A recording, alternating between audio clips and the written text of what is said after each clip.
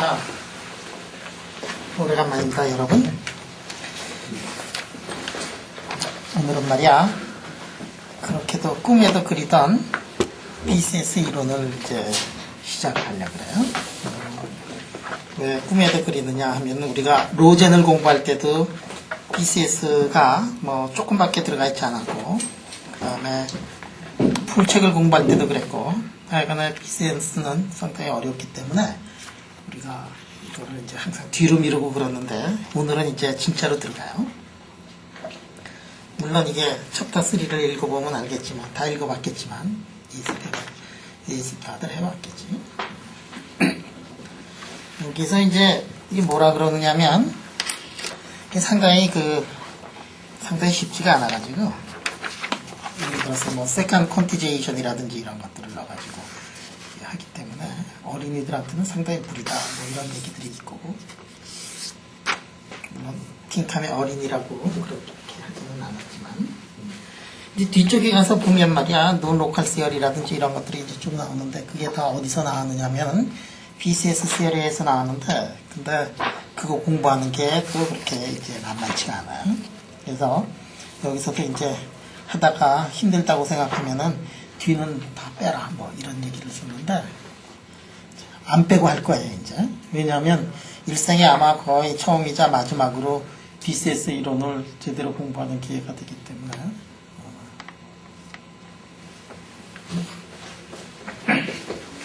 자, BCS의 이론의 가장 기본이 되는 것은 이른바 뭐냐면은, 이른바 이제 쿠퍼 페어라는 거지. 그러니까 여기에 고체가 있으면, 고체 내에 이제 일렉트론이 있는다. 일렉트론이 이제 페어를 이룬다 하는 얘기예요. 이 일렉트론이 이제 페어를 이룬다는 얘기가 그 사실은 쉬운 얘기가 아니지. 왜 그러냐면 일렉트론이 이제 마이너스 전기를 띠고 있고, 여기도 마이너스 전기를 띠고 있는데, 마이너스 전기를 띠고 있는 두 개가 말이야, 어떻게 서로 끌어안고서 두 개가 손잡고서 항상 다니느냐. 이게 그러니까 이게 그 개념이 상당히 오랫동안 없었기 때문에, 그래서 초전도가 1911년도에 발견이 된 다음에 1956년, 그러니까 47년 동안 왜 초전도라는 현상을 사람들이 이해를 하지 못했느냐면은, 이 쿠퍼 페어라는 거를 이해를 할 수가 없었기 때문이에요. 왜냐하면 일렉트론하고 일렉트론이 이제 두 개가 있는데, 두 개가 페어를 이룬다는 게 사실은 일반적인 상식에서는 이게 성립되지 않고, 적어도 자유공간 같은 데서는 이게 성립되는 얘기가 아니지. 왜냐하면은 두 개가 다 청력으로 이루어져 있는데, 어떻게 이거 끌어다녀가지고 인력으로 작용을 하느냐 하는 게 이제 문제가 돼요. 근데 이 문제를 이 고체 안에서는 이게 페어를 이룰 수 있다. 고체 안에서 이게 서로 인력이 작용을 할 수 있다라는 거를 맨 처음에 얘기를 한 사람이 누구냐면은 이른바 프로일리히인데,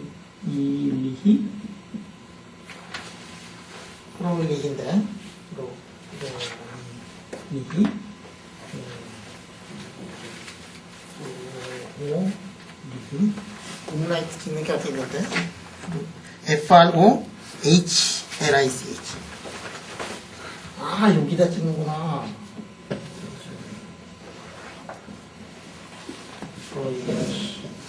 LICH 맞지? 프로일리라는 사람이 말이야, 이 1950년도에 일렉트론들 사이에 서로 잡아다닐 수 있다는 거를 처음으로 얘기해요. 그거 어디서 가능한 얘기냐면은, 이게 가능한 게 고체 내에서만 이게 가능한 거예요. 자유 공간에서는 일렉트론하고 이제 총력이니까 잡아다니는 게 당연히 없지. 그렇지만 고체 내부를 이렇게 보면 일렉트론만 있는 게 아니에요. 여기 지금 일렉트론이 있고 여기 이제 일렉트론이 있으면 그러면 여기에 일렉트론이 있으면 백그라운드는 어떻게 되어 있느냐? 플러스 전기를 띤 차지들이 있으니까 일렉트론이 있지만 그 백그라운드에는 항상 플러스 전기를 띤 이러한 레티스 격자들이 이제 있고 그럼 어떻게 되어 있느냐면은 일렉트론이 휙 여기 한번 지나간다 그러면은 그 일렉트론이 이렇게 지나가면은 일렉트론이 마이너스 전기를 띤 놈이 지나가면은 플러스 전기를 띈 게 이게 천천히 그쪽을 향해서 이렇게 올 거예요. 이게 플러스 전기를 띈 거는 매스가 굉장히 크니까 일렉트론이 지나가고 휙 지나간 다음에 리타디드 이펙트인데 천천히 일렉트론이 지나간 자리를 향해 가지고 이게 이제 몰려올 거고 그러면은 요 일렉트론이 지나간 그 트레이스를 보면 거기에는 플러스 전기를 띈 것들이 이제 더 있을 거고 그래서 이쪽 일렉트론이 보면 일렉트론이 지나간 자리는 항상 플러스 전기를 띤 놈들이 있으니까 그쪽으로 놈이 끌려갈 거고 그래서 이제 그런 현상들이 나타날 수 있다 하는 거를 맨 처음에 얘기한 사람이 누구냐 하면은 이른바 플로일이라는 이제 이 사람이 이런 얘기를 했었어요. 이 프로일리의 이 얘기는 상당히 이제 그 심각한 건데 왜 그러냐면은 여러분들이 이제 스포컨덕터의 트랜지션 템퍼레이처를 보면 거기에 백그라운드에 매스가 들어가 있단 말이에요. 그러니까 TM이 어떻게 되어 있느냐면 이 일렉트론에 이거를 보면은 여러분들 그 스포컨덕터의 트랜지션 템퍼레이처를 보면은 아이소톱을 넣으면은 아이소톱의 매스에 따라 가지고 TM이 무거운 거를 가지고 하면은 기스가 이제 작아지니까 여기에 분명히 포논이 관계가 된다는 거를 사람들이 이제 눈치를 챘었고 그래서 이 프로일리의 이 인력이 이제 일렉트론하고 일렉트론 사이에 이게 어떻게 잡아다니는 힘이 작용을 한다는 게 슈퍼컨덕터에 무슨 영향을 줄 거라는 것들을 이제 사람들이 알았고 다음에 이게 어떨 때 여기에 지금 일렉트론이 있으면은 일렉트론의 스핀이 업이고 그 다음에 이게 스핀은 업이고 오른쪽으로 가는 놈하고 일렉트론의 스핀이 다운이고 왼쪽으로 가는 놈이 이런 것들이 이제 쿠퍼 페어를 이룰 수 있다. 이런 확률이 최고가 된다는 것을 얘기를 한 사람이 누구냐면 이게 이제 쿠퍼예요. 그래서 프로일리는 인력이 작용할 수 있다는 걸 처음으로 얘기를 했고 쿠퍼 페어를 이룰 때 스푼 업다인 놈하고 모멘텀이 K하고 마이너스 K를 이루는 놈이 페어를 이룰 거다. 그런 확률이 제일 크다라는 거를 이제 처음으로 얘기한 사람이 이제 쿠퍼고 이거를 보고서 이 고체 내 아보가드로 숫자만큼의 일렉트론이 있는데 그 일렉트론으로 이루어져 있는 매니바디 시스템의 그라운드 스테이트를 처음으로 알아낸 사람이 누구냐 하면은 이제 그 사람이 이른바 슈릴 거예요. 자, 그러면 오늘은 이제 쿠퍼 페어가 형성이 되는 과정하고 그거를 이용해 가지고 그라운드 스테이트를 어떻게 찾아내는가 하는 것들을 여러분들한테 이제 소개를 하려고요. 이게 고체 내에서는 이렇지만 고체가 아니면은 어떻게 되느냐? 여러분들이 이제 알다시피 여기에 지금 차지 Q라는 놈이 있으면은 차지 Q에 의해 가지고 포텐셜 에너지가 어떻게 되느냐 하면 이렇게 될 거다. 여기 일렉트론이 있고 여기 지금 일렉트론이 있다. 둘 사이의 거리를 R이라고 그러면 프리 공간에서는 둘 사이의 포텐셜 에너지가 R분의 2자승이 되는 거를 이제 알아요. 자, 이 V를 말이지 푸리에 트랜스포메이션을 어떻게 하느냐? 푸리에 트랜스포메이션을 하면은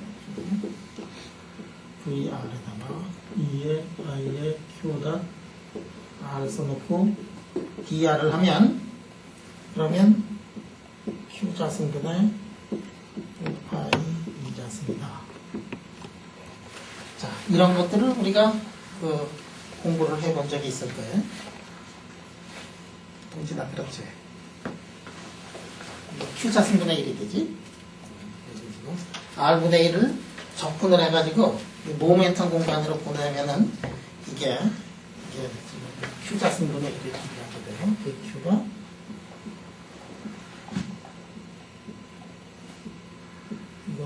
이거는 전자기학에서 많이 했지.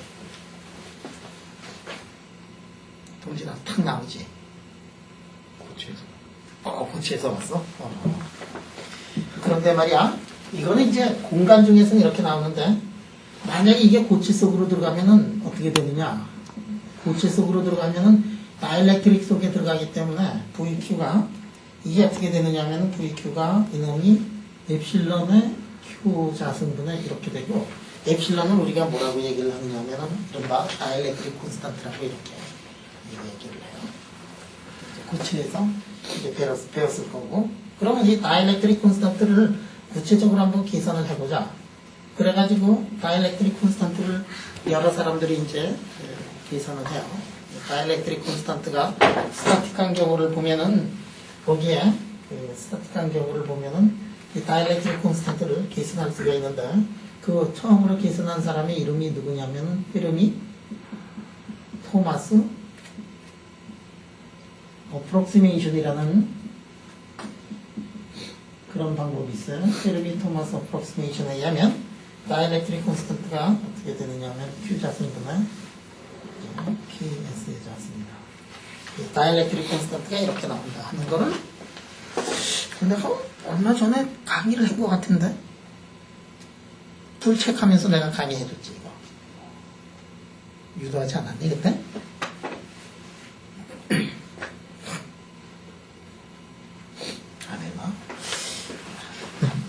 했으면 한 사람이라도 힘차게 했다 그러는데 한 사람도 대답이 없는 것으로 봐서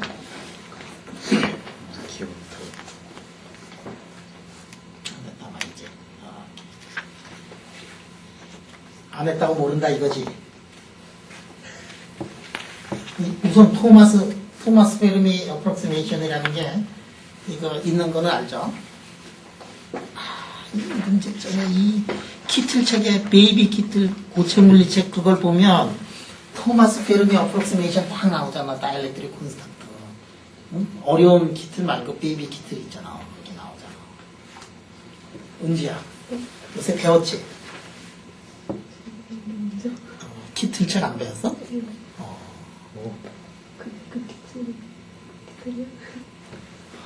아니까 주저주저하는 걸 보니까 분명히 배웠어. 그치? 자, 그럼 VQ가 어떻게 되느냐 하면 이게 말이야 고체 내에 들어가면 이렇게 돼요. 4파이의 2자승에다가 Q자승에다가 K의 S의 자승이 돼요. 이게 고체 내에 들어가면 스타틱한 경우를 보면 여기에 Q자승 대신에 거기다가 조금 더 들어가가지고 Q가 0으로 가는 리미트에서 전체가 다이버지 않지 않느냐 하는 아주 중요한 것을 우리가 이제 알고 있어요. 이게 Q자승이 있는데 Q자승이 아니라 Q자승에다가 어떤 콘스턴트를 이렇게 더한 거야. 자, 그러면 우리가 모멘텀 스페이스에서 우리 이 포텐셜을 알면 이거를 인버스 프리 트랜스포메이션 하면은 어디가 나오느냐면 인버스 프리 트랜스포메이션 하면 뭐가 나오지? 리얼 스페이스에서 V가 나요. 그래서 VR을 이렇게 보면 이게 어떤 꼴로 되느냐면 VR을 보면은 R분의 이게 2의 자승에다가 우리가 익스포넨셜에 마이너스 R 써놓고 이렇게 람다가 KS분의 1인가 그래. 람다분의 1이 KS인가 그래. 그래서 이 어떤 포텐셜이 나오느냐면은 이게 U가 포텐셜이 나온다. U가 포텐셜이 나온다. 이런 것들을 키틀책을 보면, 베이비 키틀책을 보면은 이게 나와 있어요. 수영이 배운 적 있지? 아니, 고쳐놓은 지 2년 지나가지고. 야, 2년 지나서 모르는, 나 진짜 20몇 년 지나가지고 아직도 기억하고 있는데 말이지. 어? 2년 지나면 배웠다는 것조차도 까먹는단 말이야? 이게 뭐가. 그거는 배웠대. 배웠다는 건 알아? 네. 배운 지 오래되면 되면서 더 많이 까먹는구나. 이 육아 포텐셜을 이거 사실은 아주 아주 대단하게 쉬운 건데 뭐냐면 여기 자유공간 내에 전자가 하나 있고 그러면은 그 주위에 어떤 일이 벌어지느냐 하면은 그 주위에 포텐셜을 보면은 R분의 2가 된다.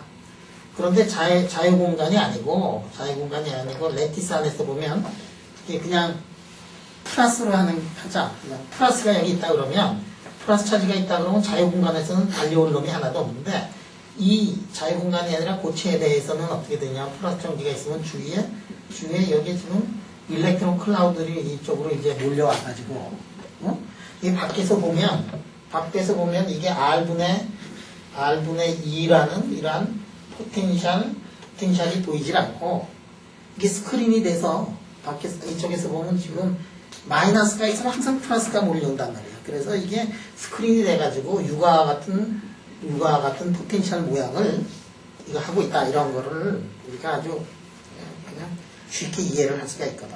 고체 내에 들어가면 그러는 거니까 고체 내에 들어가면은 뭐가 들어가 있느냐 하면은 거기에 다이렉트릭 펑션이 이제 들어가 있더라 하는 얘기예요.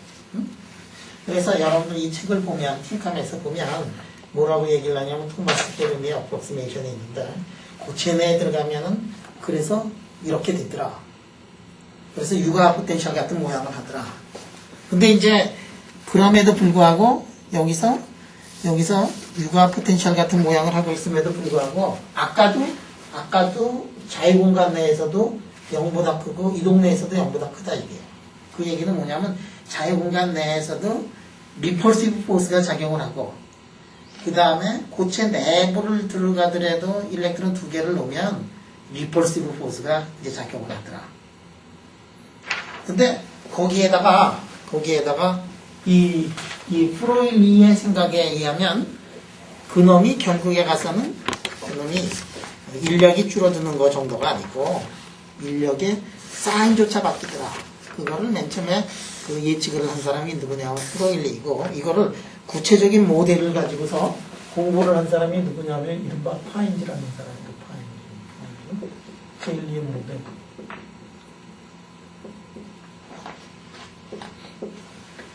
자, 파인즈의 제일리움 모델에 의하면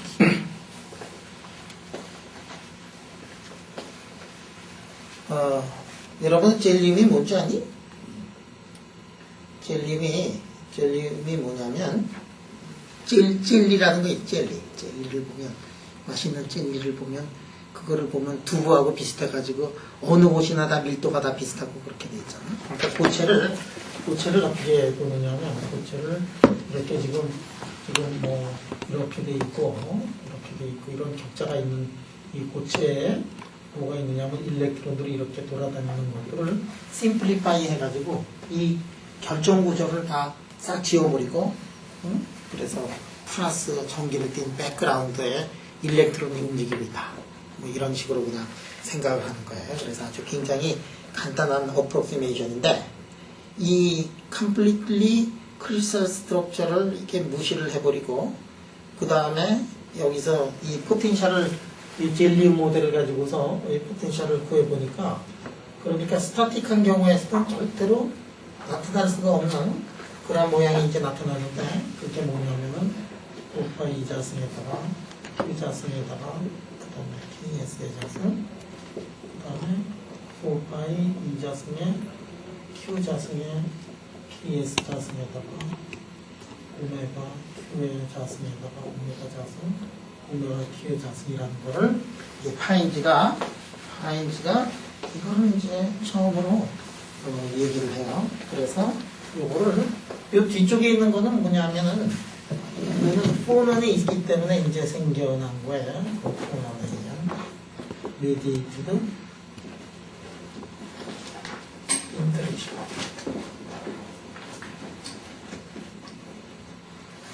그래서 포넌 mediated interaction을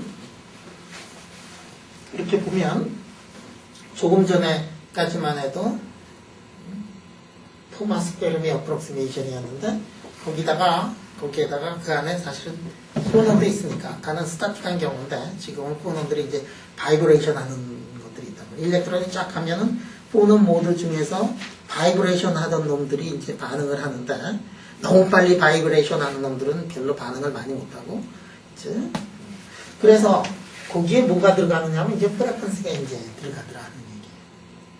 그런데 이거를 보면 오메가 자승이 말이죠. 오메가 자승이 오메가 Q의 자승보다도 이렇게 어떤 특정한 프레퀀스보다 크면은 이쪽도 앞에 것도 플러스고 뒤에 것도 플러스인데 만약에 오메가 자승이 말이지. 그래서 오메가 Q의 자승보다도 이렇게 작을 땐 앞에 거는 플러스인데 뒤에 건 어떻게 되느냐면 네가티브가 나오더라. 그래서 네가티브가 되니까 이제는 뭐가 되느냐면 인력으로 이제 작용을 할 거다.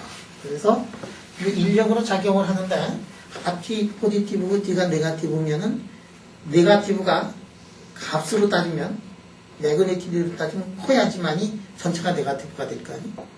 그런데 그런 영역이 이제 보이더라 이거예요. 그래서 이 부분이 1보다만 크기가 매그니튜드가 1보다 크면은 전체가 포텐셜이 네가티브가 되는데 그런 영역이 나오는데 그 영역이 어떻게 되냐면 프레퀀시가 낮은 영역에서 이제 그런 현상들이 이제 나오더라. 그래서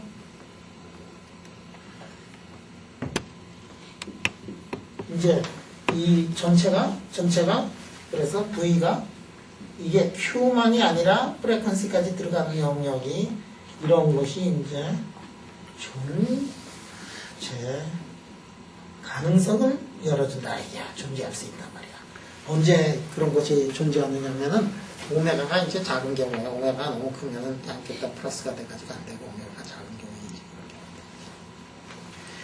자 그러면 이거를 보면은 이제 일렉트론 두 개가 고체 내에 들어가면은 어떤 경우에는 이게 서로 인력으로 작용을 할 수가 있을 거다. 그때 오메가가 들어가는데 이거는 뭐냐면 포넌의 컨트리뷰션이고 포넌이 기여를 하면은 그렇게 될 수 있다라는 거를 처음으로 이제 구체적인 모델을 낸 사람은 누구냐면 이제 파인지고 프로일리가 전체가 네가티브가 될 수 있을 거라는 거를 어트랙티브 포스가 됐다는 것을 얘기를 했었고 그 다음에 아주 계산을 철저하게 많이 하는 사람이 있어요. 카보트라는 사람인데 이 카보트가 이 사람이 밴드 스트럭처도 넣고 말이지. 구체적으로 이제 밴드 스트럭처. 왜냐하면 밴드 스트럭처를 이제 넣어야지만이 물질마다 그 다른 슈퍼컨덕티비티의 그 성질들을 보여주니까 밴드 스트럭처도 넣어야 되고 일렉트론 보논 스트럭처도 이게 보논의 이 커플링 콘스탄트 같은 것들을 넣어가지고 처음으로 계산을 한 사람이 이제 카보트라는 사람이에요. 카보트가 지금 어디 있느냐면 이게 캐나다에 있는데 내가 알기로는 캐나다의 맥길이 몬트리올에 아직도 있고 이 사람 아직도 상당히 활약을 하고 카보트의 제자일 거야 아마 마세글리오라는 사람이 있는데 프랭크 마세글리오라는 사람이 또 고전적인 BCS 이론에 아주 상당한 대안인데 그 프랭크 마세글리오 기억하는 사람 프랭크 마세글리오가 어디에 왔었느냐면 그 요즘에 피닉스 밖에 왔었지 그지? 여러분들 모르는 사이에 옆으로 얼마나 많은 사람들이 이렇게 지나갔는지 프랭크 마세글리오 피닉스 밖에 갔던 사람 가만히 있어보자. 정대도 갔었지 그지? 현석이도 갔었지? 안 갔니? 정대 혼자 갔었니? 진주 갔었지. 이럴 때 이렇게 돌려가지고 한 번씩 찍으라 그랬잖아.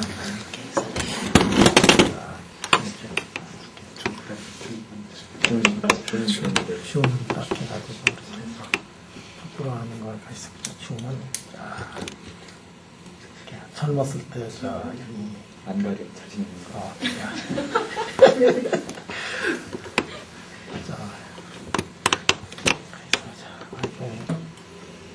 너무 충시켰다 지금 다시 줄이죠. 그래 프랭크 마세글리오가 이 카보트하고 아마 카보트 제작회 굉장히 그 캐나다에서 그래서 BCS 이론을 한 사람들이 많이 있고 이번에 니튼가 이 사람 제자를 내가 볼던 그 이름 잊어버렸네 그 아줌마인데 이 BCS 이론에 이거를 아주 정통파로 카보트한테 공부를 해가지고, 그 다음에 MGB2에서 투밴드 이론까지 이거를 연장을 시켜가지고, 투밴드 이론의 트랜지션 템퍼레처라든지 여러 가지 이 논문을 이번에 써가지고 콘돔에서 며칠 전에 올리고, 나 만났더니 그거 읽어봤네. 그래서 언제 올렸냐 그랬더니 뭐 어저께인가 그저께 올렸다고. 야, 걔나 나 지금 저 옥스퍼드 가 있는데 말이지. 거기서 탁 만났더니 한 옥스퍼드 오기 전에 마지막에 주말에 탁 올리고 나타나서 읽었냐 그러면 그 아줌마가 있었다. 근데 굉장히 좋은 논문을 쓴 것 같아요. 여자. 그래서 그 이름은 내가 다음 시간에 얘기를 하고, 1년 내로 내가 다시 불러와가지고 MGBT에다가 이 BCS 이론을 어떻게 적용을 시켜가지고 했느냐, 그거를 이제 좀 강의를 좀 깊게. 그 논문을 보면 우리 논문들을 여러 개를 레포를 했어. 그래가지고 뭐 도표 같은 걸 보면 우리 단결정에서 나왔던 헌정이하고 강명원 가서 그 논문들을 레포를 해가지고 그 자기가 기선한 거하고 트랜지션 템퍼레처라든지 여러 가지 성질들하고 쭉 이렇게 비교를 했어요. 하여간에 이 카보트라는 사람이 있는데, 카보트가 옛날 BCS 이론에 아주 상당히 많은 일들을 한 사람이에요. 그래서 이 사람이 이제 밴드 스트럭처라든지 일렉트론 포넌 같은 것들을 다 넣어가지고 이제 이거를 기선을 한 사람이고, 그러나 BCS 이론에서는 이렇게까지 아주 자세하게 이 포텐셜을 넣어가지고 이렇게 복잡한 포텐셜 폼을 쓰질 않아요. BCS 이론에 의하면 포텐셜은 그냥 네가티브다, 콘스턴트 네가티브다라고 해가지고 그냥 문제를 푸는데도 불구하고 상당히 많은 부분에서 잘 맞아들어요. 그래서 지금까지는 우리가 한 게 뭐냐면은 BCS의 근간이 되는 포텐셜이 어트랙티브 포스가 될 수 있다라는 거를 이제 처음으로 얘기를 했고, 사실 여기에다가 이제 좀 더 넣어가지고 해야 되는 것이 뭐냐면, 내가 지금 그거는 디테일한 거는 이제 안 하려는데, 이럴 때 여기 지금 일렉트론이 있고, 일렉트론이 있으면 이놈들이 이제 어트랙티브 포스가 작용을 하는데, 어떨 때 어트랙티브 포스가 맥시마이즈 되느냐 하는 것들을 그 사람들이 일렉트론 포넌에서 계산을 해보니까 이게 스핀이 업이고 이제 스핀이 다운이고, 페어를 이룰 때는 스핀을 보면은 업이고 다운이고, 그 다음에 움직이는 모멘텀을 보면 모멘텀은 이게 K가 되면 이쪽이 마이너스 K가 된다. 이럴 때 어트랙티브 인터랙션에 맥시마이즈가 된다 하는 것들을 처음으로 알아낸 사람이 누구냐면 이게 쿠퍼예요. 그래서 쿠퍼의 이론까지는 지금 이제 가지 않을 거고, 하여간에 두 개가 이제 포텐셜이 네가티브가 돼가지고 이렇게 되더라. 그래서 이게 뭐가 되느냐면 이른바 쿠퍼 페어가 돼요. 쿠퍼 페어. 그러면 이게 다 끝난 거 아니에요. 뭐냐면은 이게 쿠퍼 페어라는 거를 형성을 할 수 있다라는 거를, 이걸 맨 처음에 이제 쿠퍼가 이런 거를 이제 밝혀놔요. 이게 바딘, 쿠퍼, 슈리퍼가 되는데, 바딘이 이 사람이 노벨상을 벌써 하나 받았었거든. 노벨상을 하나 받고서, 그 다음에 노벨상을 바딘이 뭘 가지고 했느냐면은 트랜지스터의 원리를 발견을 하고 셔클리 이런 사람들하고 같이 실험을 해요. 그래서 이제 셔클리가 아마 실험을 해서 뭔가를 봤는데 도저히 이해를 못하는데 그 바딘이 설명을 했나 봐. 그래서 세 사람이 이 노벨상을 하나 받은 다음에 이제 바딘이 그거는 어디서 받았냐? 벨랩에서 받았어요. 그래서 바딘이 이제 어바나 샴페인으로 와가지고 거기서 이제 공부를 하는데, 바딘이 암만 해도 슈퍼컨덕티비티를 풀고 싶어 했거든. 그래서 바딘이 첫 번째 한 일이 뭐냐면은 이 쿠퍼를 불러들여요. 쿠퍼는 이제 그때 포스닥이었어요. 그래서 쿠퍼를 이제 리서처로 포스닥으로 불러들여요. 왜냐하면 새로운 문제를 풀려면은 자기가 아는 거가 아니고 자기가 모르는 분야의 사람을 이렇게 불러들여서 좀 더 넓은 거를 봐야지만, 넓은 픽처로 봐야 되기 때문에 이 쿠퍼를 불러들이는 거예요. 쿠퍼는 이게 솔리드 스테이트 피직스를 한 사람이 아니라 하이 에너지 피직스를 한 사람이거든. 그래서 하이 에너지 피직스에 있는 지식을 좀 내가 좀 알아야 되겠다. 그래가지고 바딘이 대가지만 세상의 모든 걸 다 알 수 없는 거니까 하이 에너지 피직스를 하는 이제 쿠퍼를 불러들여가지고 얘기를 해요. 그러니까 이제 쿠퍼가 와가지고 이제 하다가 이 쿠퍼 페어라는 거를 이제 만들어낸단 말이에요. 그러니까 여기에 분명히 뭐 굉장히 슈퍼컨덕티비티의 에센스가 이 속에 들어가 있을 것 같은데.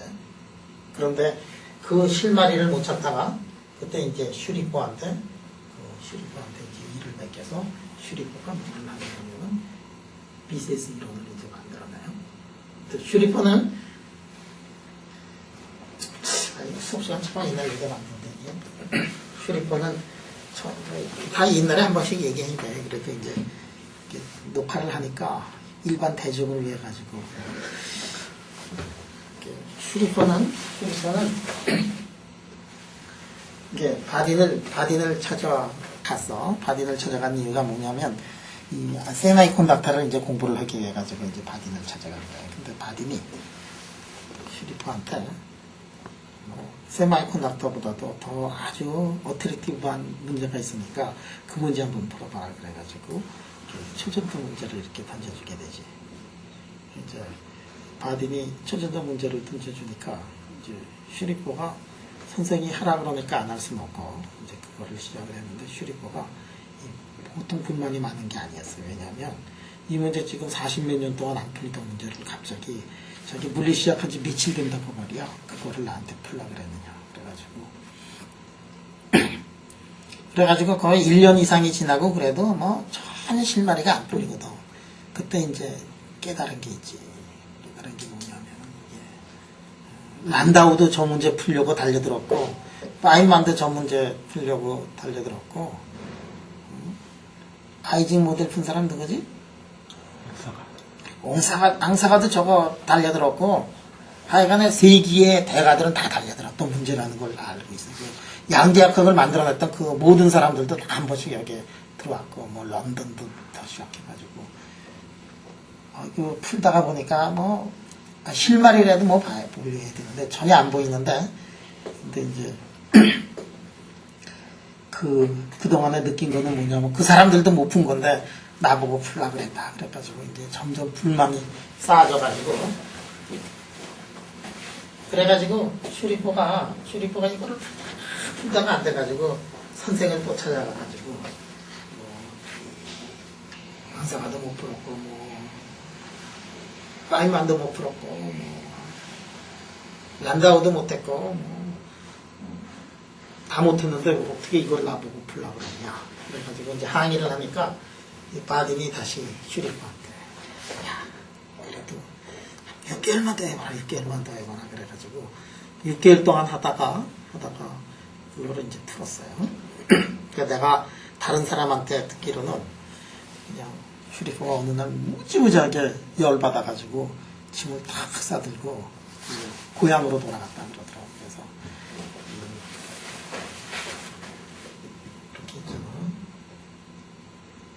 여기 이제 시카고가 있는데 비행기를 타고 뭐 이렇게 해가지고 여기에 뉴욕으로 돌아가가지고 뉴욕 공항에서 그 지하철을 타고 집에 가다가 뉴욕 공항에서 뉴욕 맨하탄의 그 지하철에서 이렇게 그라운드 스테이트를 처음으로 생각을 해냈다 그러더라고요. 그 그라운드 스테이트를 여러분들한테 오늘 이제 보여드릴게요. 그래가지고 그때 딱 생각을 해가지고 이거구나 그러고서 그냥 지하철 타고 공항으로 와서 다시 시카고 공항으로 가가지고 내려와서 이렇게 어바마 샤프이 있는데 거기에서 그 문제를 다 풀었다 그러더라고요. 그 나이가 동진이보다 나이가 좀 많겠다. 뭐 정대보다도 나이 어렸을 나이 정도 되는데 그거를 딱 풀고서 근데 선생이 그때 없었다 그러더라고. 어바마 샤프이네. 그래가지고 자기가 생각할 때 초전도 문제를 풀었다고 생각을 하니까 그냥 애가 완전히 맛이 가가지고 흥분해가지고 그냥 밖으로 뛰어나가가지고 만나는 사람마다 붙잡고서 말이지 내가 풀었다. 그 여러분들 그 일리노이 대학에 가면 조금 이따 나오지만 헤벤 슐리터라는 사람이 있는데 지금 80이 넘었고 아직도 은퇴는 했지만은 아직도 나와서 맨날 사무실 나와서 공부하는 슐리터가 있는데 슐리터가 그때 뭐냐면 어바나 샴페인에서 교수 생활하고 있었거든. 교수 생활하고 있었는데 대학원생이 그냥 자기를 붙잡고 풀었다 초전도 문제를 풀었다 그러니까 그때 슐리터가 얘가 완전히 실성했구나 그렇게 생각해요. 그 슐리터의 직접적인 얘기고 그래가지고 내가 이게 짐 싸들고 이게 뉴욕에 도망쳐가지고 지하철에서 이게 풀어봐. 그래서 요전에 슈리코 사람들이 그래. 그래서 내가 요전에 슈리코 왔었잖아. 슈리코 왔을 때 내가 그거를 물어봤더니 막 펄쩍펄쩍 뛰더라고. 지가 선생님을 바딘을 얼마나 존경을 하는데 내가 짐 싸들고 도망칠 놈이냐. 도망칠 놈은 아니고 도망칠 분이냐 뭐 이러면서 지하철에서 뉴욕에서 푸는 거 맞다 그러더라고. 뉴욕에서 풀었는데 제가 도망친 게 아니고 뉴욕에 있는 컨퍼런스에 참석했다가 그때 나도 이제 훌륭한 사람은 훌륭한 것까지는 안 되겠지만 뭐 그런 일을 하면은 내가 그 애들 학생들 이 교육상 내가 뭐 짐 싸들고 도망쳤다 뭐 그런 얘기 잘 안 할 거야. 그러니까 하여간에 뉴욕의 지하철에서 푼 거는 맞. 그래서 오늘 하는 거는 이게 S가 왜 들어갔느냐? S가 왜 들어갔냐? S가 뭐냐면 그라운드 스테이트의 웨이브 펑션을 찾아냈다는 게 그게 S의 한 얘기예요. 슈리코가. 이 슈리코가 이 그라운드 스테이트의 웨이브 펑션을 딱 구한 다음에 이 그라운드 웨이브 펑션의 이 그라운드의 웨이브 펑션을 구하고서 선생은 드디어는 만나가지고 선생한테 그거를 딱 보여주니까 선생이 뭐라고 그러냐면 대치 바디디 대치 그러더니 바딘이 뭐라고 얘기를 하느냐면 앞으로 2주 동안에 46년 동안 안 풀리던 모든 문제들을 풀 거다. 그러니까 슈리코가 말이야. 이게 도대체 무슨 얘기인지 잘 모르겠거든. 이게 자기가 그라운드 스테이트의 웨이브 펑션을 가져가긴 했는데 선생이 이게 그 안 풀리던 문제가 다 풀릴 거라고 도주내로. 그러더니 이제 바딘의 역할이 이제 거기부터 나타나기 시작하는 거예요. 바딘이 뭐냐면 매일 그 문제를 하나둘씩 풀어가지고 아침마다 이제 슈리코한테 전화하는 거예요. 슈리코가 딱 전화 받으면 이제 뛰어와 보면 또 한 문제 풀어놨고 또 한 문제 풀고 그래서 그 안에 있는 모든 공식들이 보면은 그 바딘 누구의 공식? 바딘 누구의? 바딘 뭐. 그래서 그것들을 지금부터 이제 하나씩 공부를 하겠다는 얘기예요. 자, 그러면 이 쿠퍼에서부터 어떻게 그라운드 스테이트를 어떻게 갈 거냐 하는 거를 지금부터 하나씩 이제 파헤쳐보자.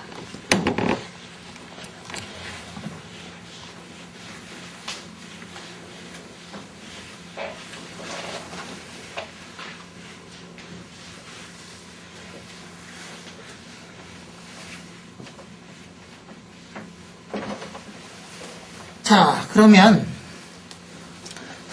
우리 슈레딩거 방정식을 한번 보자.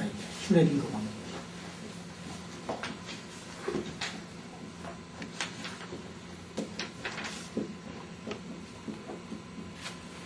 자, 슈레딩거 방정식이 있는데 어떤 슈레딩거 방정식이냐면은 두 가지 입자가 있을 때 슈레딩거 방정식을 한번 풀어보도록 하겠습니다.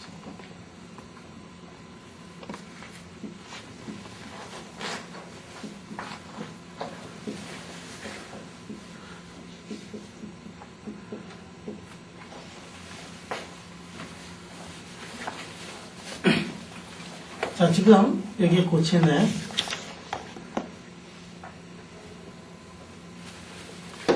여기에 지금 고체내 여러분들 다 알다시피 고체가 있으면 그 안에 일렉트론들이 있고 일렉트론들이 이제 하나둘씩 요 안에 이제 쌓여가는데 모멘텀 스페이스에다가 여기다가 보면은 일렉트론들이 어떻게 되느냐 하면은 안에부터 이렇게 이제 차곡차곡 싸서 들어가서 맨 마지막 차가지고 이렇게 되는 요거를 뭐라고 얘기를 했느냐면 PF라고 얘기를 하고 페르미 서페이스라 그러지. 거기까지 이제 일렉트론들이 이제 다 찬단 말이에요.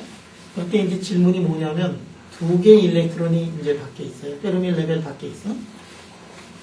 그러면 두 개의 일렉트론이 페르미 레벨 밖에 있다는 얘기는 이 페르미 레벨 밖에 있는 일렉트론들은 에너지가 안쪽에 있는 놈보다 에너지가 더 높아요. 우리 카이네틱 에너지만 한번 생각을 해보죠. 그런데 이놈이 지금 스핀업이고 쿠퍼 페어를 잃었다고 생각을 해봐요. 쿠퍼 페어를 스핀 다운이고 이쪽에다가 K라고 쓰면 이쪽에다가 이제 마이너스 K야. 서로 반대쪽에다가 일렉트론이 있는 거는 모멘텀 스페이스 하나는 K이면 하나는 이제 마이너스 K가 된다. 이거지?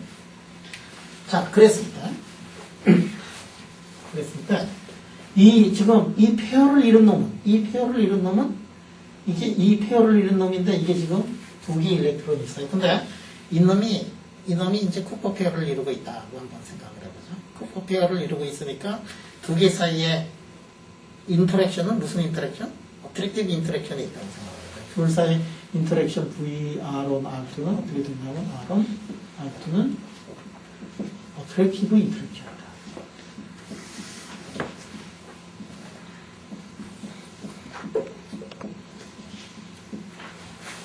자, 이 두 개는 이제 어트랙티브 인터랙션이다. 라고 이렇게 가정을 하면 이제 결론은 뭐냐면 이게 V가 암만 작아도 어트랙티브만 하면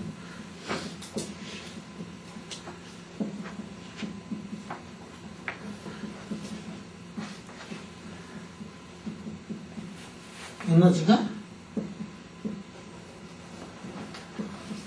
페르미 레벨 밑으로 들어간다.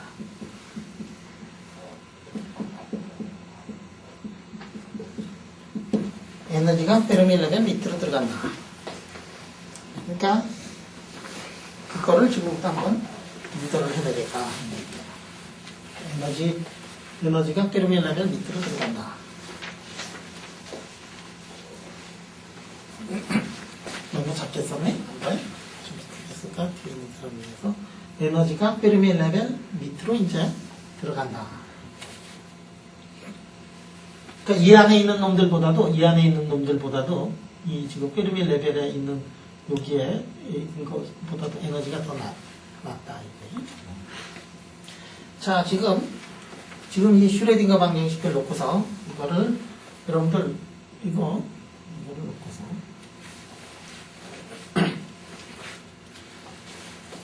이거를 R1-R2를 말이지. 이렇게 R로 놓고 2분의 R1 더하기 R2를 라지 R로 놓고서 이 두 가지 문제에서는 여러분들이 다 알다시피 이 센터로 매스 코디네이트하고 그 다음에 렐라티브 코디네이트가로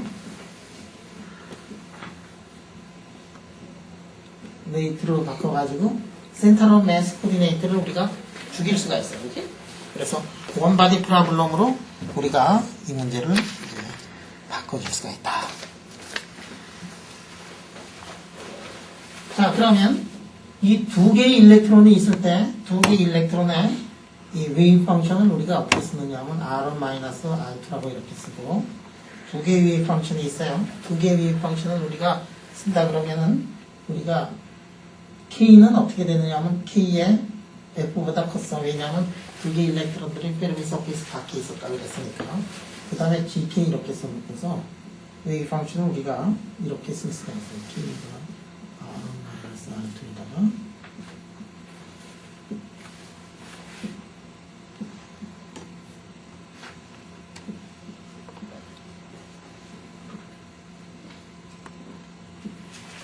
이렇게 한번 썼다고.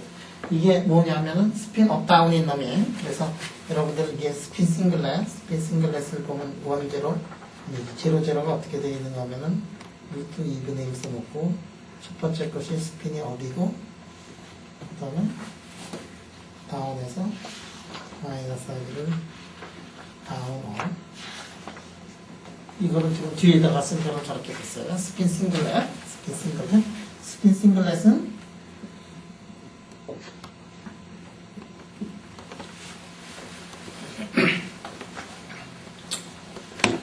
싱글렛은 뭐냐면은 이게 안티시메트릭하지.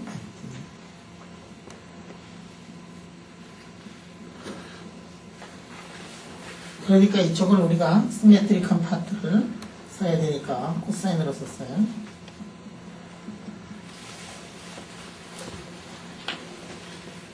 자, 그래서 이거를 어디다 넣느냐면은 이 수식에다가 이제 넣어요. 그래서 이거를 슈레딩거 이퀘이션에다 넣자.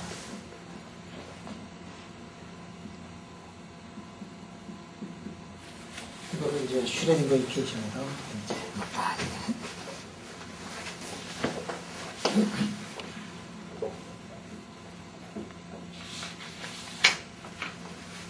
자, 그러면 이거를 여기다 넣어가지고 미분을 두 번을 해봐. R1에 대해서 미분을 두 번 하면은 K 자승이 이렇게 나오지. R2에 대해서 미분을 해도 K2 자승이 나오니까 요 항은 카이네틱 항인데 그거는 어떻게 나오느냐면은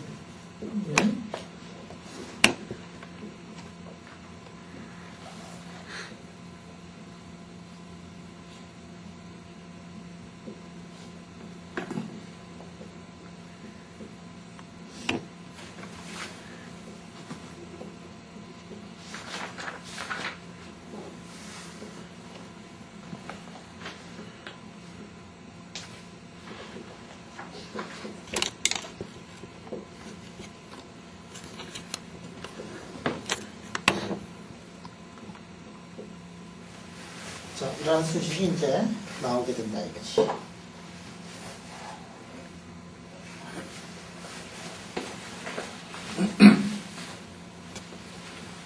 자, 양변에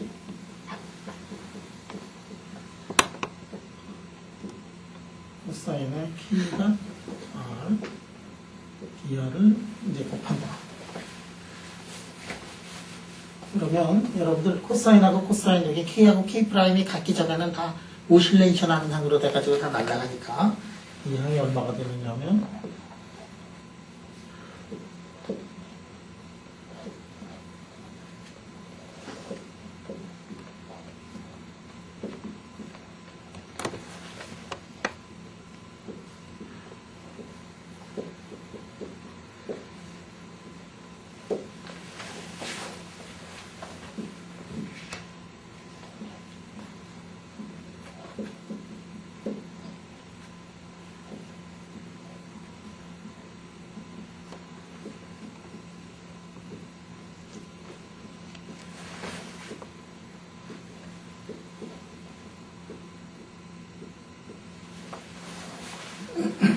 자, 수식이 이제 이런 수식이 나와요.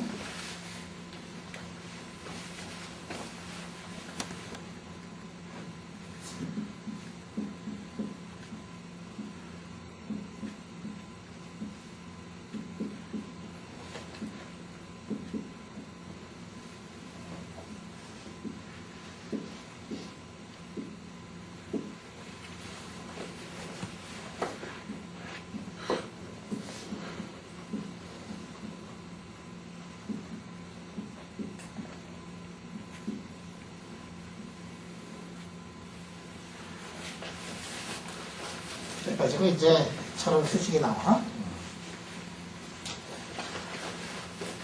이거 지금 하는 목적은 뭐냐면 하여간에 결론부터 얘기를 하면 페르미 레벨이 이렇게 있고 그 바로 밖에 두 개의 일렉트론이 쿠퍼 페어를 형성을 하면 쿠퍼 페어 형성한다는 얘기는 뭐냐면 어트랙티브 포스가 작용하기만 하면 그러면 이게 스테이블한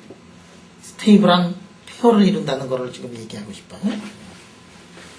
자, 그거는 이제 수학으로 지금 가고 있는데 여기까지 수학으로 뭐 오긴 왔는데 여기서 사실은 조금 이제 어려움이 있는 게 뭐냐면은 포텐셜 항을 우리가 잘 모르고 있거든. 그러니까 어트랙티브 포스가 있는데 어트랙티브 포스가 뭐 종류가 많겠지.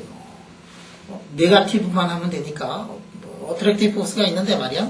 이 어트랙티브 포스가 지금 있는데 그 종류가 이제 굉장히 많을 텐데 여기서 쿠퍼가 뭐냐면 쿠퍼가 한 일은 하여간에 페어를 이루면은 안정돼 있다는 거를 얘기를 하고 싶었거든. 쿠퍼 페어가 형성이 되면 이게 형성이 되는 순간 없어지고 그러는 게 아니고 이렇게 스테이블한 오브젝트라는 거를 이제 얘기를 하고 싶었어요. 그래서 네, 그거를 여기서 쿠퍼의 그 천재성이 어디서 발현이 되느냐면 구체적으로 VKK를 말이지 이거를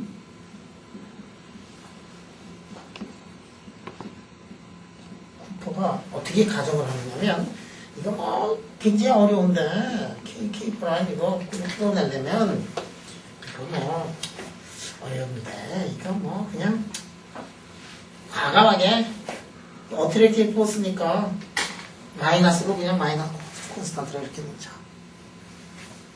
그 어디서냐면은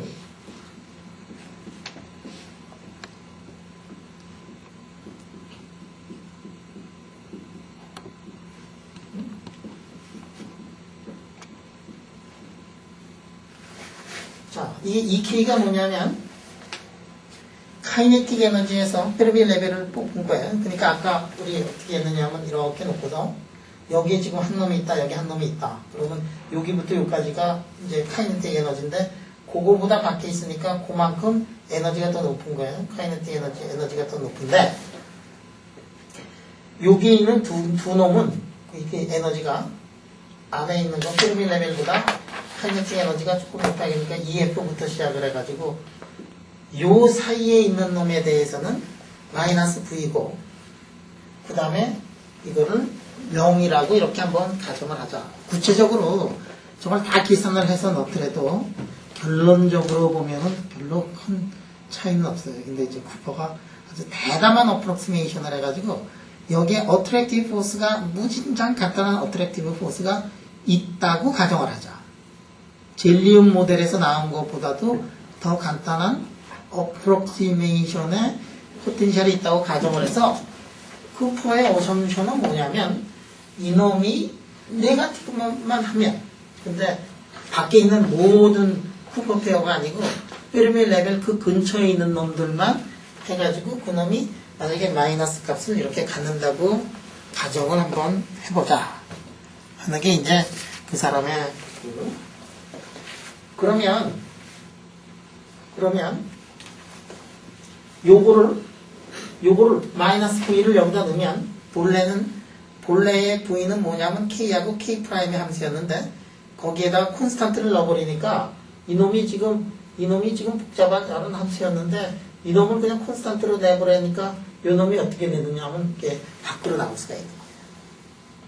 밖으로 나올 수가 있어요. 아, 이거 밖으로 나올 수 없었어도 쿠퍼가 아이디어가 있었으면 아마 쿠퍼 그냥 풀어냈을 거예요. 굉장히 어려운 방법으로. 근데 이제 쿠퍼는 뭐냐면 세상을 단순하게 이렇게 보자. 네가티브 포텐셜만 있기만 하면, 어트랙티브 포스가 있기만 하면, 그런데 그 어트랙티브 포스를 세상에서 가장 간단한 폼으로 넣어가지고 지금 문제를 풀었어요. 여기다 넣어가지고 보면 여기도 GK가 있고 그 다음에 여기도 GK가 있잖아. 그래서 양변에다가 이렇게 써놓고 시그마를 이렇게 K에 대한 서메이션을 하면 왼쪽에는 GK 있고 오른쪽은 어떻게 돼 있니? 시그마에 GK 있고 오른쪽도 시그마에 GK가 있잖아. 그거를 서로 캔슬링을 시켜가지고 보면 그러면 이게 V분의 1이 어떻게 되느냐면 시그마 K에다가 K 이렇게 써놓고 2 엡실론 K 마이너스 2라는 이러한 공식을 이제 얻게 된다.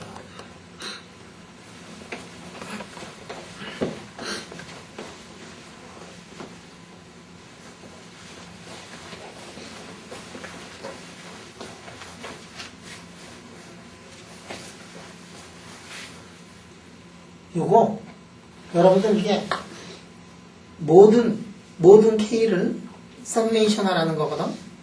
그거는 이제 인테그랄로 이제 바꿀 수가 있어요. 우리 할 때 항상 서메이션 했다가 인테그랄로 쫙쫙 바꿔버리잖아. 고체 무대에서. 그거하고 이렇게 똑같은 거를 하려고요.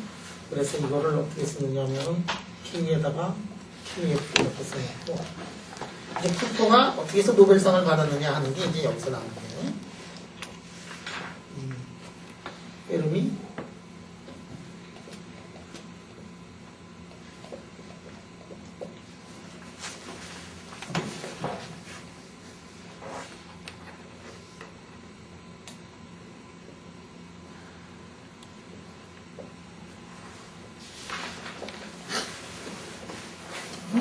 페르미 레벨보다도 얼마만큼 더 높은 데서 일어나느냐 그 차이만을 놓고서 지금 계산을 하고 싶어 하는 거예요.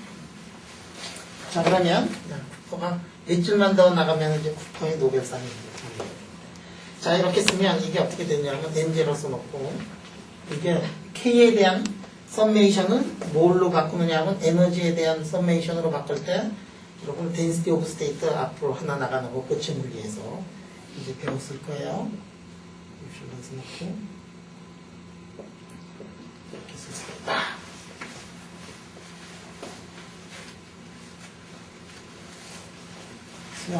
네. 이렇게 쓸 수 있죠. 모멘텀 스페이스에 대한 서메이션을 에너지로 바꿀 때는 이게 N0 뭐 이렇게 나가는 거. 비록 2년 전에 배워서 다 까먹었지만 이 정도는 기억하지, 그치? 네.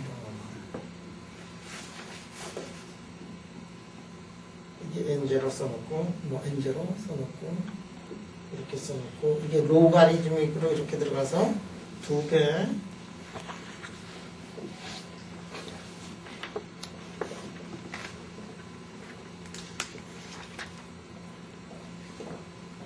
이렇게 써놓고,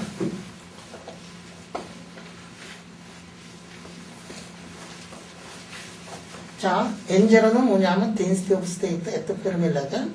그 다음에 V는 뭐냐면은 potential energy였어요. 그래서 이게 사실은 굉장히 작은 경우를 뭐라고 얘기를 했냐면은 이게 weak interaction limit.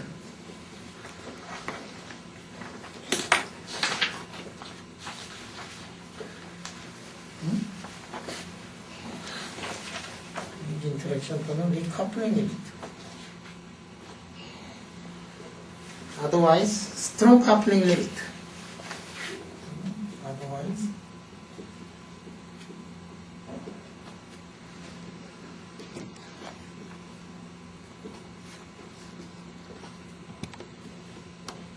strong coupling limit. 이 strong coupling limit를 만약에 풀고 싶다 그러면 여러분들이 해야 되는 게 엘리아시버그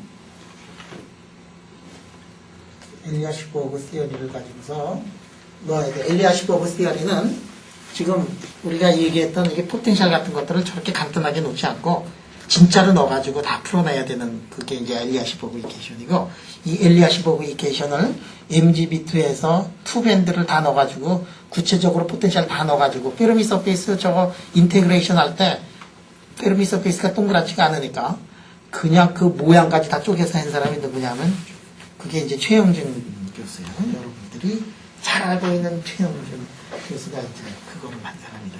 그러니까 이거 정도 알면 그 다음에는 이제 최영준 교수가 한 거는 디테일하게 잘라서 다 했다는 거지. 그 엘리아시버그 이퀘이션을 가지고. 그러니까 그거를 내가 직접 풀진 못하더라도 남이 풀어놓은 거를 보고서 어떤 원리로 해서 갔다는 거는 이제 알 수가 있다. 그래서 엘리아시버그 이퀘이션을 가지고 할 때는 N0하고 V가 굉장히 크고, 그런 경우에는 지금같이 했던 이런 심플 어프록시메이션 같은 것들이 이제 잘 맞지 않고 구체적으로 포텐셜 넣고 적분을 할 때 페르미 서페이스 적분을 다 해야 되겠다 하는 얘기예요. 이제 크다는 게 1보다 크다는 거예요. 1보다 클 때 1보다 그러니까 그냥 큰 거예요? 훨씬 큰 거예요? 이게 이게 굉장히 작으면은 그냥 이게 되는데 이게 그리 작지 않잖아. 1보다 오더 오브 원 정도면은 오더 오브 원 정도 되면은 뭐 당연히 엘리아시버그 이퀘이션으로 풀어야지. 정확하게 그 구체적인 값은 내가 원전을 이제 찾아본다든지 뭐 그래야 돼. 아마 원전에도 없을지 몰라. 한참 후에 가서 엘리아시버그 같은 사람들이 이제 그 구체적으로 포텐셜까지 다 넣어가지고 이제 계산을 했다. 그런데요. N0 곱하기 V의 값이 뭐 클래식 슈퍼컨덕터는 0.3보다 작다. 대충 뭐 그런데 시험을 통해서 알아내는 건가요? 그렇죠. 그러니까 0.3보다 웬만한 경우에는 다 작아서 저희 어프록시메이션이 그래도 웬만큼 맞는데 저 안 맞는 경우가 있어요. 레드 같은 거, 납 같은 거 있지. 나이오비움이라든지 이런 것들은 스트롱 카플링 리미트로 들어가거든. 그러니까 엘리아시버그 이퀘이션을 다 풀어야 되고. 그러면 density of state를 따로 구하고 뭐 옵티컬 메저먼트 같은 걸 해서 따로 구하고 포텐셜도 따로 구하고 해서 일렉트론 포넌 인터랙션 포텐셜 있지. 그거를 구해야 돼. 근데 그거를 엘리아시버그 이퀘이션을 딱 구하잖아. 그러면 일렉트론 포넌 인터랙션을 나타내고 있는 콘스탄트가 터널링에서 나온 거하고 두 개를 비교를 할 수가 있어요. 그거는 조금 엘리아시버그 이퀘이션 가가지고 포논의 스트럭처까지 알아낼 수가 있어요. 왜냐하면 포논이 어떤 포논이냐, 어떤 포논이 영향을 줘가지고 됐느냐. 그러면 아까는 V를 콘스탄트로 나왔지만 V가 사실은 뭐냐면 오메가의 함수거든. 오메가는 이제 프레퀀시. 그러면은 프레퀀시가 V 속에 다 숨겨져 있는데 그거를 스트롱 커플링 리미트에서는 V의 오메가를 다 넣어가지고 계산을 하는 거고, 그러면 V의 오메가가 텀널링이라는 거하고 그 다음에 포노널 스펙트럼이라든지 이런 것들을 다 비교를 하면은 그게 맞는다는 걸 알 수 있고, 그래서 스트롱 커플링 리미트의 일리아시버그 이퀘이션이 진짜로 프레딕션한 것처럼 그것들이 두 개가 매치가 되는가, 그거를 알아낼 수가 있다.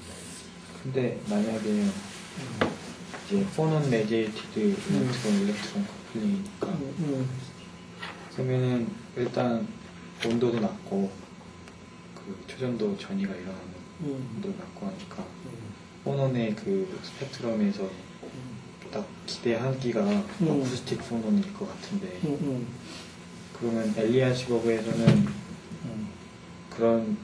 그렇게 속단하지 않고 모든 어쿠스틱이건 옵티컬이건 그 포논 스펙트럼 두 개를 다 가능하다고 상정해 놓은 다음에 이제 그거를 어쿠스틱만 넣을 거냐 옵티컬까지 넣을 거냐 둘 다 넣어가지고 할 때 옵티컬이 별로 관여를 안 하면은 어쿠스틱만 에너지가 높아가지고 그렇게 큰 영향을 미치지 않을 거야. 무조건 거의 어쿠스틱이라고 보면 되는 종류.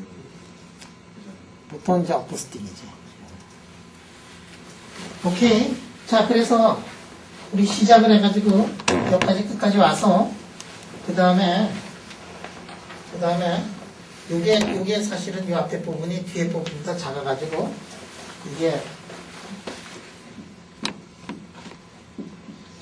요거를 해가지고 쿠퍼가 이제 요거 했으면은 쿠퍼 노벨상 못하지. 근데 그 후속타가 다 나와가지고 이렇게 해가지고 요 수식을 다시 한번 써놓으면 어떻게 되느냐면 쿠퍼 페어를 형성을 했을 때 쿠퍼 페어의 페어링 에너지, 쿠퍼 페어의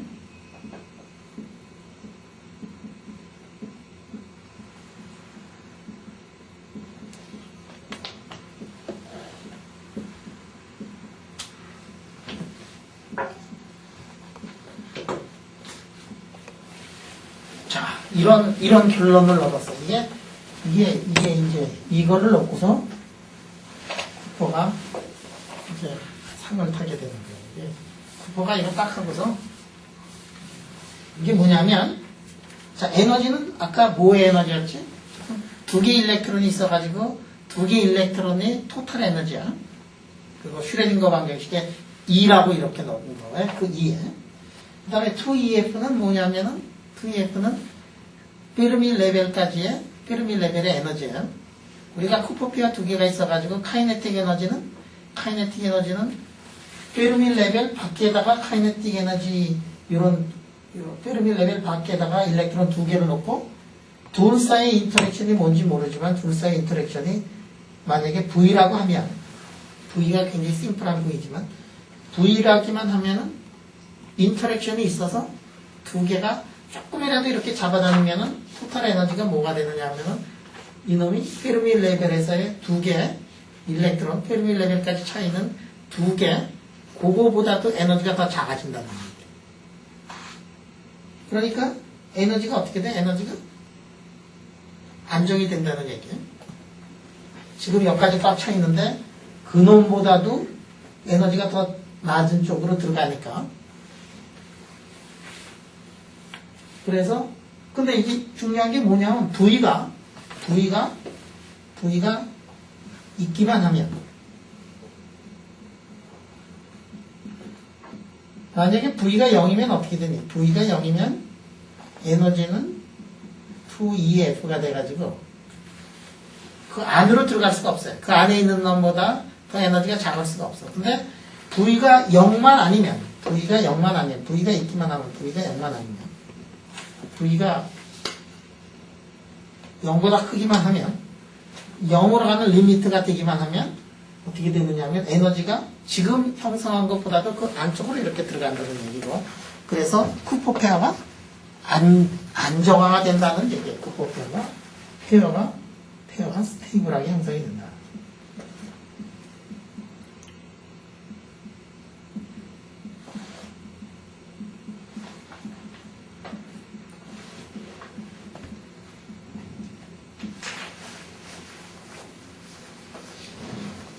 컷오프 프리퀀시 있대요.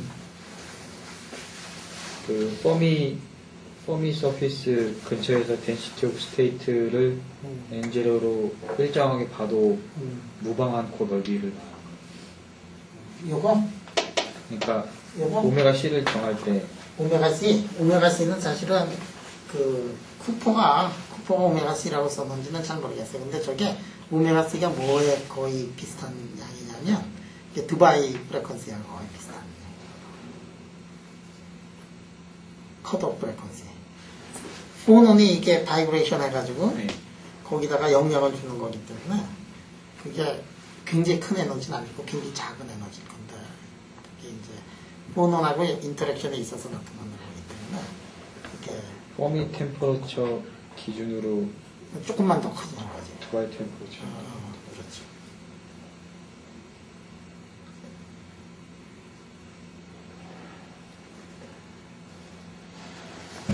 그러면 덴시티 오브 스테이트랑 같이 물려서 들어가는 거 아니고요? density of state는 일렉트론의 density of state지. 그러면은 오메가 C가 포논이랑 관계가 있다고. 포논이라고 관계가 있다고 보면 되죠. 그러니까 이거를 왜 사람들이 이거를 왜 못 풀었느냐면은 그러니까 프로일리라는 사람이 말이야. 프로일리라는 사람이 뭘 했느냐면 일렉트론하고 일렉트론 사이에 인터랙션이 일렉트론하고 일렉트론 사이에 일렉트론하고 일렉트론 사이에 어트랙티브 인터랙션이 있다는 거를 있을 수 있다는 거를 제시를 해놓고도 왜 사람들이 쿠퍼 페어라는 게 존재한다는 거를 이거를 얘기를 못했느냐 하면은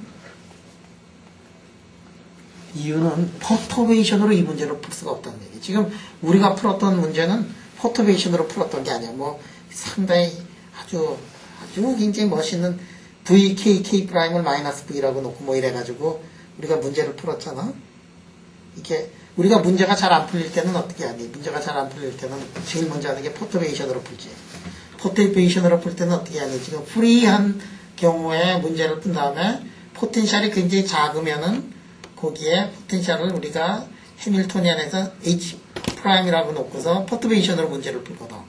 근데 이 문제는 퍼터베이션으로 문제를 풀 수가 없었던 거예요. 다 풀고 나서 보니까 이거를 봐요. 이거를 보면 V가 작아지면 어떻게 되니? V가 작아지면 익스포넨셜의 마이너스 NV분의 1이야.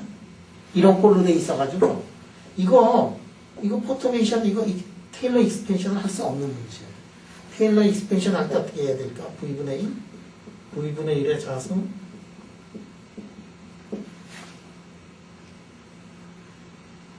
퍼터베이션이 안 되는 문제거든, 저기가.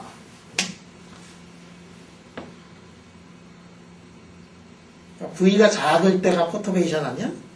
V가 작을 때 우리가 뭐를 익스펜션을 하면 V에 V자승에 V3승에 이렇게 돼가지고 작으니까 V자승, V3승 다 잘라버리고 V만 가지고 한다. 뭐 이렇게 나올 거 아니야? 근데 이게 지금 분모로 들어가 버리거든. 그러니까 사람들이 지금 어트랙티브 포스가 있을 때 두 개의 일렉트론 사이에 어떤 일이 벌어지는가 하는 것들을 이게 너도 나도 많이 아마 덤벼들었을 텐데 아무도 그거를 풀어내지 못한 거는 퍼터베이션 가지고 문제를 풀려고 그랬고 잠시 후에 보면 알겠지만 거기서도 지금 BCS 이라는 퍼터베이션 문제를 퍼터베이션으로 풀 수 있는 문제가 아니에요.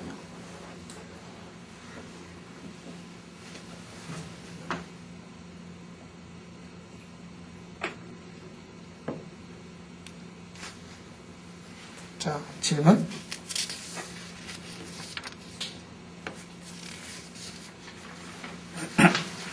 지금 오늘 뭐 시작부터 사실은 굉장히 쉽게 시작을 했지만 사실 굉장히 어려운 개념을 이제 얘기를 하고 여기 지금 틴캄 할아버지도 뭐라고 얘기를 했느냐 하면은 상당히 어려운 거라. 요 BCS만 넘어가면 다음부터는 굉장히 쉬워. 근데 BCS는 우리가 일생에 한 번 넘어야 될 산이고, 예를 들어서 여러분들이 고체 물리를 하면 한 번은 넘어야 될 산이고, 여러분들이 플라즈마를 공부하면은 한 번은 넘어야 되는 산이고, 피직스를 공부하면 한 번은 넘어야 되는. 진짜 피직스. 여러분들 프랙셔널 퀀텀 홀 이펙트를 공부했던 러플린이 고체 물리한 사람인데 그 사람이 프랙셔널 컨트롤 이펙트를 할 때 문제를 풀어가지고 고민을 하다가 그 사람이 어디를 가냐 도서관 가서 찾아봤더니 해답이 어디에서 나왔느냐 플라즈마 피직스 속에 다 들어가 있어. 벌써 사람들이 다 풀어놓은 거야. 그 요즘에 와서 강연할 때 그 얘기 쭉 하고 있잖아 자기가.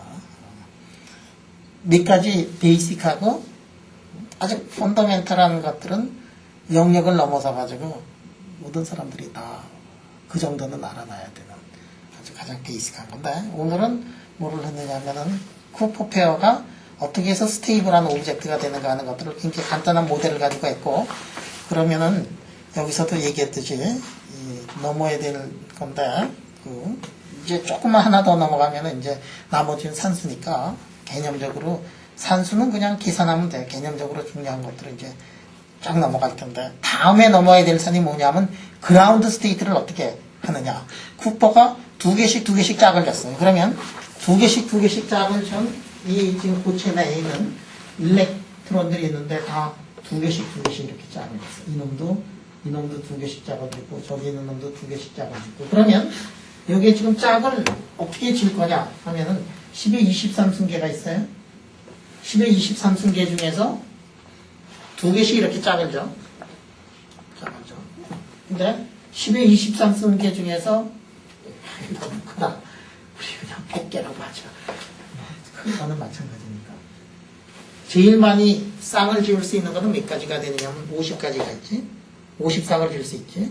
49쌍을 줘도 되고 48쌍을 줘도 되고 온도가 충분히 내려가면 50쌍이 다 만들어질 거고 온도가 올라가면 10쌍만 만들어질 거고 그럼 어떻게 쌍을 지을 거냐 어떻게 쌍을 줘가지고 이 그라운드 스테이트를 익사이티드 스테이트를 만들어낼 건가 이거를 가지고서 사람들이 이제 고민을 하기 시작했어요. 이게 제일 고민을 많이 한 게 누구냐면 바딘이지.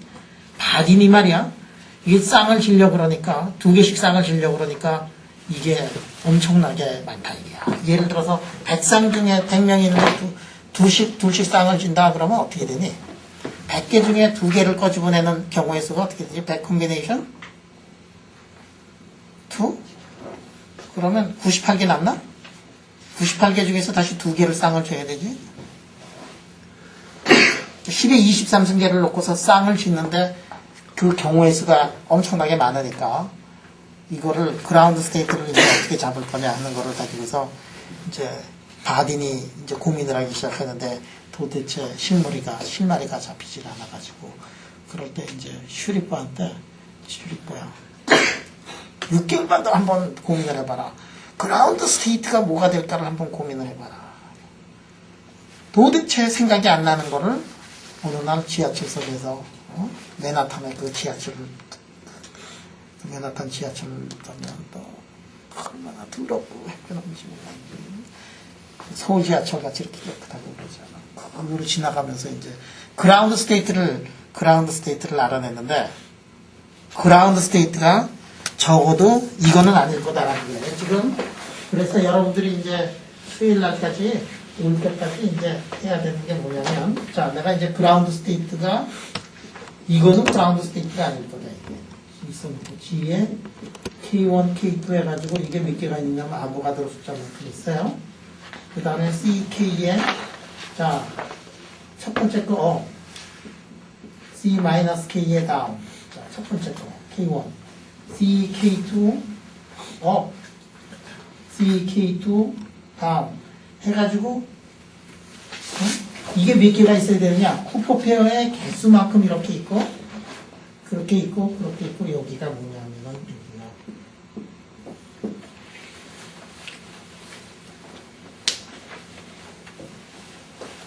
파티클이 하나도 없는데 쿠퍼 페어 쌍들로 이렇게 돼 있는 거를 이거를 만약에 모든 경우를 다 더하면은 이 개수가 너무도 많아가지고 뭐 10에 여기서 계산한 거는 이 경우의 수를 보니까 10에 10승에 20승보다도 더 많은 이러한 많은 경우의 수가 나타나니까 이거를 풀어낼 수 있는 방법이 도저히 없었어요. 절대로 없었어.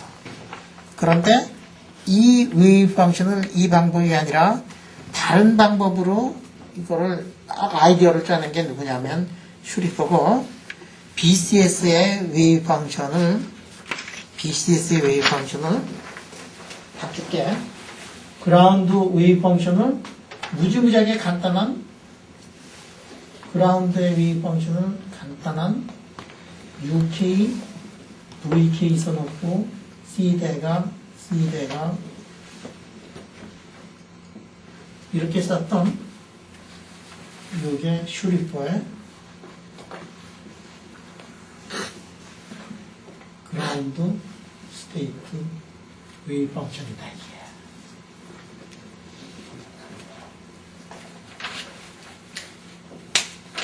요 슈리퍼가 어떻게 해서 요 웨이브 펑션까지 만들어내고 이 웨이브 펑션이 어떠한 물리적인 의미가 있는가 하는 것들을 한번 고민을 많이 해봐요. 왜 그러냐면 위반곡을 쓰면은 경우의 수가 10의 몇 승이냐면 10의 10승에 20승에 뭐 이렇게 경우의 수가 많이 나오는데 이렇게 쓰면은 경우의 수가 모르는 게 6개 하나만 모르게 되는 거예요. 그래서 이게 사람을 죽이는 거예요. 이게 슈리퍼의 아이디어고, 슈리퍼가 이거를 만들어내놓고서 너무도 기뻐서 동네 사람들을 붙잡고 때는 게 이 펑션이거든. 오케이. 그래서 저 웨이브 펑션을 구체적으로 넣고서 이제 하나하나 그 문제들을 이제 풀 거예요. 오케이. 그래서 시간 됐지? 수요일 날 그래서 몇 시 하지? 아침에 9시? 9시 받아. 여기서 합시다. 9시. 이거 수요일 날은 저녁 때 안 하고 그 다음 주일부터 하자. 외국 사람들이 나를 찾으러 온다 그래가지고. 수요일 저녁에 없는 거요? 수요일 날 저녁은 없다. 아, 네. 11월 달은 아마 거의 월요일 날, 수요일 날은 두 번씩 계속 하고.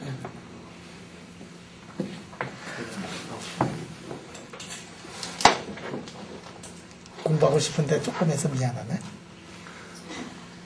걱정하지 마라. 11월 달 되면은 12월까지 많이 할 거고, 그 다음에 뭐지? 원하는 사람은 12월 달, 1월 달, 2월 달 쭉 해가지고 할 수 있는 데까지 쭉 해서 책 뒤까지 나갈 수 있습니다. 예를 들어서 이 BCS 이론 같은 거 한 2달 내로 이거를 웬만큼 다 소화하기만 해도 큰 수학이라고 생각하거든. 이게 Mountain of the Truth, 진리의 산이라고 나는 생각을 하고 있는데, BCS 하나만, 여러분들이 1년 동안 BCS 하나만 제대로 이해를 한다 그래도 인간적으로, 학문적으로 큰 업적을 이뤘다고 생각을 하고, 그래서 이거를 뭐 그렇게 쉽게 그냥 넘어갈 생각은 없고, 대신에 이제 뒤에 못 나가고 이러는 것들은 내가 끝까지 한번 좀 해서 할 테니까 방학 동안에도 계속 해주고 싶어요. 네, 물리가 이제 굉장히 쉬워지거든. 대신에 그 포멀리즘 같은 거라든지 그런 것들을 여러분들이 잘 알아야 되고, 그런 우리 때보다도 이제 어떻게 보면 잘하기만 하면 우리 때보다도 훨씬 물리를 쉽게 접근을 할 수 있고, 못하면은 물리가 한없이 더 어려워질 수가 있어. 왜냐하면 패스 인테그럴 포멀리즘이나 이런 걸 다 알아야 되기 때문에. 그래서 콘덴스 메러가 앞으로 아마 몇십 년을 이제 좌우할 것 같고, 그 다음에 콘덴스 메러를 하는 사람이면은 슈퍼콘덕티비티, 마그네티즘, 페이스 트랜지션 이쪽을 뻔히 이제 알아야 물리를 할 수가 있어요. 그래서 굉장히 앞으로도 굉장히 재미날 거예요, 세상이. 익사이트할 거예요. 저보다 물리하는 사람. 오늘 수업은 여기까지 하겠습니다.